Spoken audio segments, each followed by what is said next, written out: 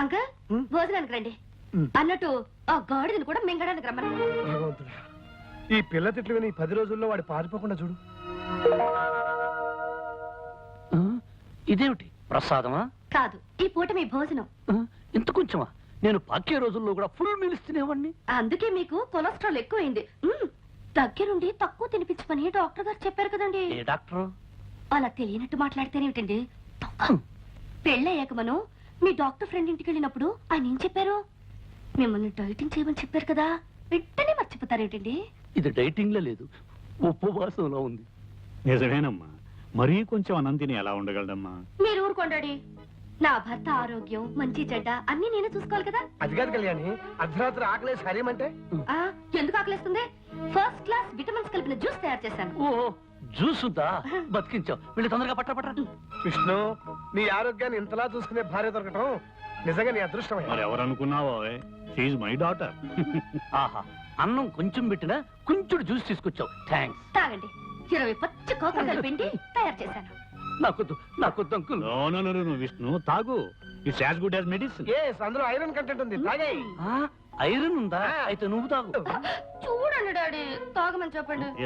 విష్ణు, కమాన్ కమాన్ కమాన్. నాకొద్దు అంకుల్. ఏం పర్వాలేదు, నాకొద్దు.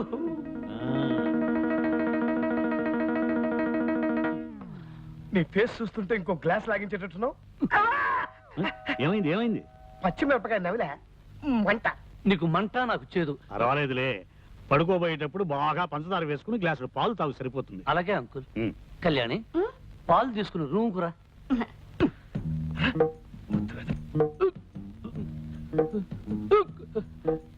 ఏమే, నన్ను పస్తు నుంచి హింసించాలనుకుంటున్నావా? నా కాకరకాయ రసం ఇచ్చి కడుపులో తిప్పేటట్టు చేస్తావా? నాకు లైఫ్ అండ్ డెత్ సమస్య ఉండేలా వచ్చాను గానీ, లేకపోతే నిన్ను ఆ చెట్టు కింద లాయర్ గాని నా కాళ్ళ మీద పడేటట్టు చేసి కాకరకాయ కరకరకరకర నమిలేటట్టు చేసేవాడిని. ఇదిగో, నన్ను ఏవే పోవే రావే ఓసే అని పిలవద్దు చెప్పానా లేదా? నువ్వు కుంకుడుగాయ రసాలు మిరియాల కషాయాలు ఇస్తుంటే నిన్ను మర్యాదగా పిలవ.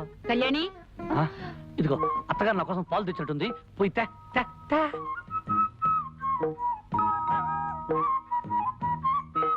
తొందరగా తీసుకురా. నాలుక గొంతు చేతుగా ఉంది, పంచదార ఎక్కువ వేసారో లేదో చూద్దాం. చూస్తా.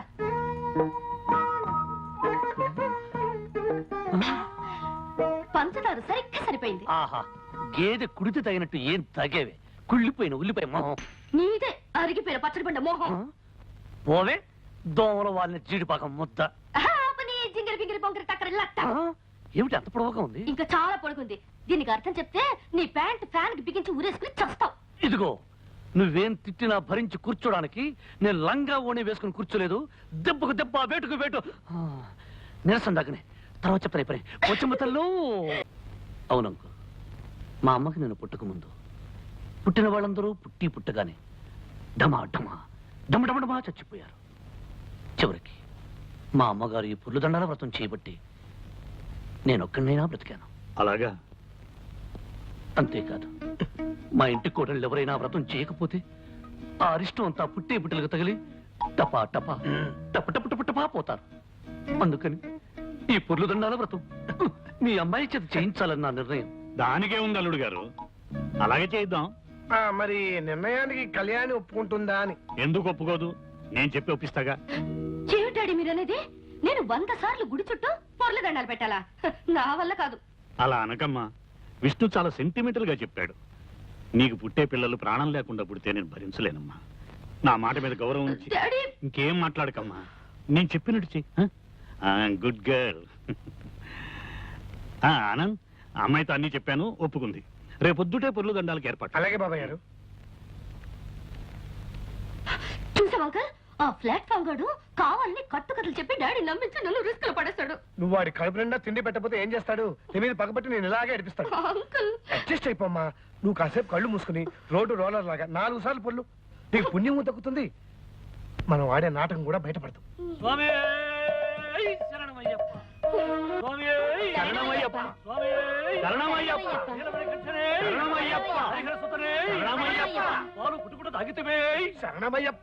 అల్లుడు గారు, పాలు తాగటం అంకుల్, ఆనాడు అయ్యప్ప స్వామి పులిపాలు తాగాడు కదా, అది. పస్తులు పెట్టితివే, ఇరుకున్న పెట్టితివే. శరణమయ్యప్ప. అందరూ ఇవన్నీ స్వామివారి స్తోత్రాలే. అవును బాబాయ్ గారు, మీరు అమెరికాలో ఉన్నారు కదా, ఈ స్తోత్రాల గురించి మీకు తెలియవు. స్వామి శరణమయ్యప్ప!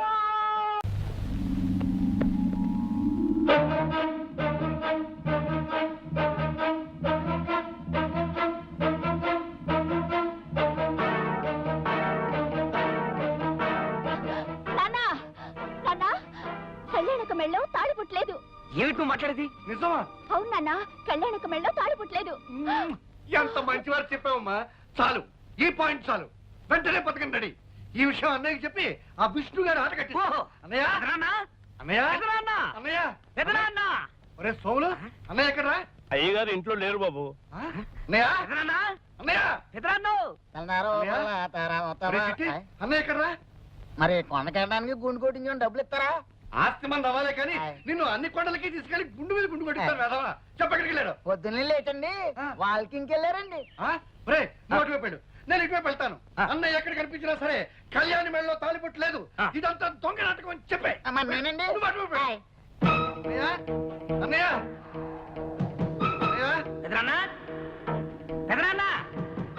అన్నయ్య, త్వరా! ఎత్తరా, ఎవరండి? అన్నయ్య, అన్నయ్య,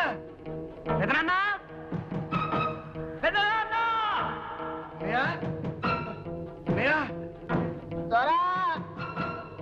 ఎత్తరా! ఏడున్నావు త్వరా? అన్నయ్య, నిజం బయటపడిపోయింది. కళ్యాణికి పెళ్లి కాలేదు. ఆ వచ్చిన వాడు ఎవడో సెటిల్మెంట్ దొంగ వెళ్ళిపోయి ఉంటాడు. వాళ్ళు ఆడుతున్నది నాటకం అన్నయ్య. ఏమిట్రా నీ పిచ్చివాగుడు? ఇది పిచ్చివాగుడు కాదన్నయ్య. కళ్యాణి మెడలో తాలిపట్టు లేదు. కావాలంటే నువ్వే స్వయంగా వెళ్ళి చూడు. త్వరా! ఎత్తరా! ఏడున్నావు త్వరా? విష్ణుబాబు, నువ్వు దొంగబాబు అన్న విషయం తెలిసిపోయింది. కళ్యాణమ్మ మెళ్ళలో తాలిబొట్టలేదన్న విషయం ఇంట్లో వాళ్ళందరికీ తెలిసిపోయింది. ఈ విషయం పెద్దయ్య గారికి చెప్పడానికి వెళ్తున్నాను. నువ్వు వెంటనే ఊరు వెళ్ళిపోవచ్చు. చెప్తా.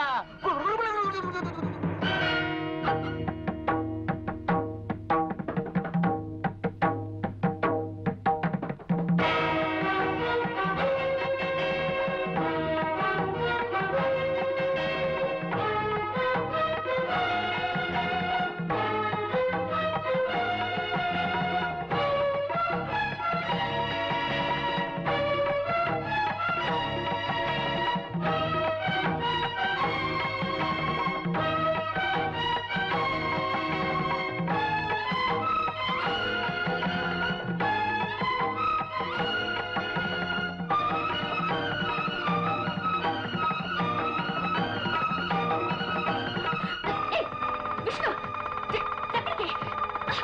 Idiot. చేయొద్దు, చేయొద్దు అంటుంటే. ఎంత ధైర్యం నీకు? ఎక్కడికి తీసుకెళ్తున్నావు?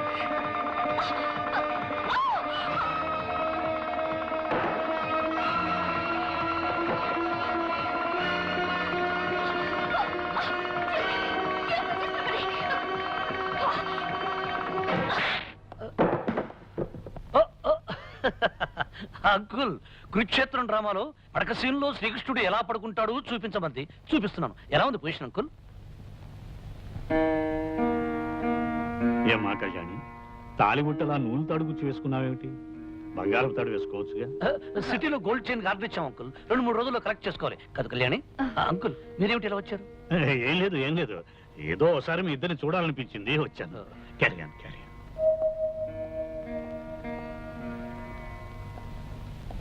నిజమేమిటో ఇప్పుడు అర్థమైందా అన్నయ్య? అర్థమైందిరా. లేనిపోని కల్పించి కాపరాలు కూరదోసే బుద్ధి మీకు ఇంకా పోలేదని అర్థమైంది. నువ్వు సరిగ్గా చూసా. మీ తండ్రి కొడుకులు ఇద్దరు ఏదైనా పిచ్చాసుపత్రిలో చేరారు. విన్నారుగా, వెళ్ళి చారండి.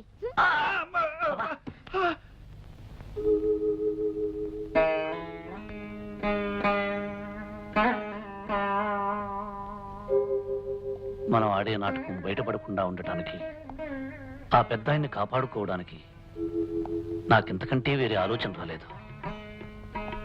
మీరు నాకిచ్చే కిరాయికి తగిన రుణం తీర్చుకోవడం నా కర్తవ్యం. మీ దగ్గర తీసుకుంటున్న డబ్బుకి ఏమాత్రమైనా న్యాయం చేయకపోతే నేను కిరాయి మనిషిని అవుతానే కానీ నిజమైన మనిషిని కాను.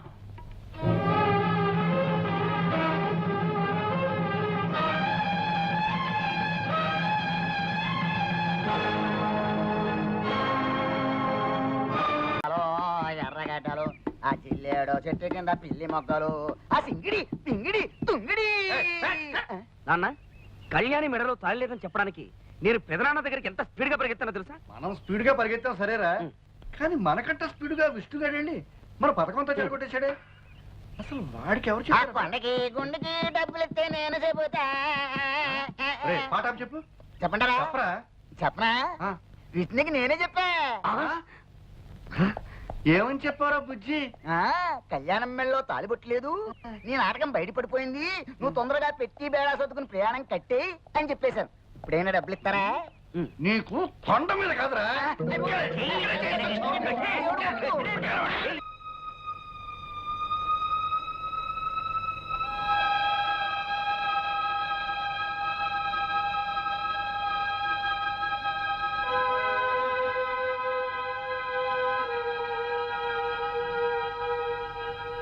కళ్యాణి, ఏంటమ్మా ఇక్కడ కూర్చున్నా? ఇవిగో పాలు.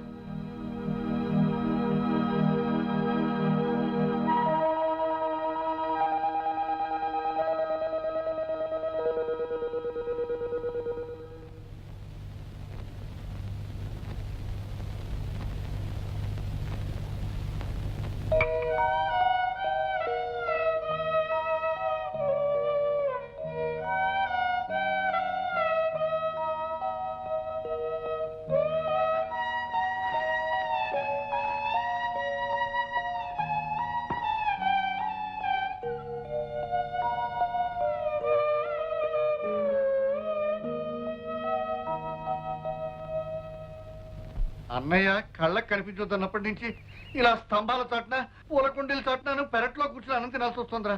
అందరూ కూరేసుకొని అన్నం తింటారు, చారేసుకొని అన్నం తింటారు, మరి ఇలా ముసుగేసుకొని అన్నం తినే పరిస్థితి తెచ్చావు కదా నాన్న. ఓ పని చేయరా, చెప్పు. ముసుగు తీసేసి గడ్డి తిను. అబ్బా ఏమండి, అమ్మాయిని చూసేలేని మగపిల్లి వారు ఈ రోజు వస్తున్నారట. ఆ? వాళ్ళొచ్చి పెద్ద ఆయన్ని కలిసి మీరు చెప్పిన గొప్పలన్నీ అబద్ధాలని చెప్తే ఏమవుతుందో తెలుసా? ఏమవుతుంది? ఏమవుతుందా? ముసుగేసుకొని అన్నం తింటాను కూడా నోరుండదు, నోట్లో చెయ్యి ఉండదు, తలకాయ ఉండదు. నోరు మియ్యరా, పరిస్థితి అంతవరకు రాకుండా మంచి పథకం వేస్తాను. పెళ్లివారు వస్తున్న కారుకి మధ్యలోనే బ్రేక్ వేసి వాళ్ళని సైంధవుళ్ళ ఆపేస్తాను. డాడీ అప్పనాన్న పితాజీ బాపు. రేయ్, ఏదో ఒక వెరైటీలో పీచాడవరా. బాపు, పిలు. పెళ్లివారి కారు ఎట్నుంచి వస్తుందని నీ ఉద్దేశం? ఎట్నుంచా? మ్. ఆ చెట్ల మధ్య నుంచి వస్తుందిరా. ఓహో, పెళ్లివారి కారు చెట్ల మధ్య నుంచి. చవట సన్యాసి, కంకిపాడు నుంచి వచ్చాక ఇటు నుంచి వస్తుంది, పట్టణం నుంచి వచ్చాక ఇటు నుంచి వస్తుంది. పెళ్లివారు పట్టణం నుంచి వస్తారు కనుక ఇటు పక్క నుంచి. అరే, నువ్వు మాట్లాడినట్టు పెళ్లివారు కారు వెళ్ళిపోతుంది. ఆపని చెప్పు, పరిగెత్తు, గట్టిగా అరవరా. నాన్సెన్స్. ఏమిటిదంతా? ఈ ఎస్టేటు ఆస్తిపాస్తులు అన్ని తనవేనని వాడు మీతో చెప్పడం, అది మీరు నమ్మి వాడి కూతురుతో పెళ్లికి ముహూర్తం నిశ్చయించుకోవడానికి రావటం చాలా విచిత్రంగా ఉంది. ఎరా, వీళ్ళకి అబద్ధాలు చెప్పి నా కళ్ళు గప్పి ఈ పెళ్లి చేద్దాం అనుకుంటున్నావా? అది కదన్నయ్య, నేను అలా చెప్పడంలో నా ఉద్దేశం. Don't talk. నా పరువు ప్రతిష్టలకి మచ్చ తెచ్చే ఏ విధవా ఇక్కడ ఉండటానికి నేను ఒప్పుకోను. వెంటనే నీ పెళ్ళాం బిడ్డలు తీసుకుని ఈ ఎస్టేట్ విడిచి వెళ్ళిపో. బావుగారు, మీరే అలా అంటే మేమేమైపోతాం? ఇది మీ కన్న కూతురు లాంటిదే. ఈ పెళ్లి ఆగిపోతే దీని బ్రతుకు అన్యాయం అయిపోతుంది. ఆ బుద్ధి నీ భర్తకు ఉండాలి. వెధవ పనులు చేస్తే ఏదో ఒక రోజున మీ బతుకులన్నీ బజార్లు పడతాయని అతనికి నువ్వెప్పుడూ గడ్డి పెట్టి ఉండాల్సింది. అంకుల్, మీరేమీ అనుకోకపోతే ఒక్క మాట, వాళ్ళని ఇంట్లో నుంచి హఠాత్తుగా వెళ్ళిపోమంటే ఎక్కడికి వెళ్తారు? ఏట్లోకి. ఆవేశపడకండి అంకుల్, కాస్త ఆలోచించండి. మీరు తీసుకున్న నిర్ణయం మీద అమాయకురాలైన ఒక ఆడపిల్ల జీవితం ఆధారపడి ఉంది. వీళ్ళు అబద్ధం చెప్పడం తప్పే కావచ్చు, అందుకు శిక్ష అమ్మాయికి పడకూడదు. అయినా కళ్యాణికి నాకు ఇంత ఆస్తి నువ్వు చెప్పండి. ఈ ఆస్తిలో వాళ్ళకు కొంత వాటా ఇచ్చి ఈ పెళ్లి జరిపించడానికి ఒప్పుకోండి అంకుల్. అంకుల్, విష్ణు చెప్పేది కూడా నిజమే. ఎంత కాదనుకున్నా వాళ్ళు మీకు పరాయి వాళ్ళు కాదుగా. అంకుల్, ప్రతి ఒక్కరికి సహాయం చేసే పెద్ద మనసున్న మీరు నా మాట కాదనకండి. అందరి చేత దేవుళ్ళలా చూడబడే మీరు వాళ్ళని క్షమించి ఉపకారం చేయండి. విష్ణు, పట్టుదలొస్తే నేనెవరి మాట వినే మనిషిని కాను. కానీ నీ మంచితనంతో నువ్వు నన్ను ఆకట్టుకున్నావు. నీ మాట కాదనలేదు. అలాగే లక్ష్మి పెళ్లి జరిపిద్దాం. ప్రామిస్?